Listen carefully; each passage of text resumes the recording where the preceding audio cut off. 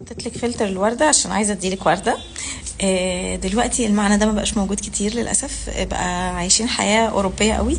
كل واحد عاوز ياكل لوحده، كل واحد عاوز يخرج لوحده، كل واحد عايز حياته لوحده، كل واحد عايز يقعد مع موبايله لوحده. لا، الحاجات دي من الحاجات المهمه يا جماعه، ان احنا نتجمع على سفره واحده ولو مره واحده في اليوم. ده مهم جدا. برافو عليكي، برافو عليكي، برافو عليكي. ده افضل شيء يعني احنا اتعودنا عليه، ولازم نعود ولادنا عليه. معنى الاسره، معنى العيله، ده مهم جدا يا جماعة. العيلة مهم. واحنا قاعدين على السفرة كده بتلاقي نفسك استرسلت في كلام، خرجت حاجات كتير عايز تتكلم فيها، وانت قاعد كده فيس تو فيس مع حد ممكن ما تخرجهاش.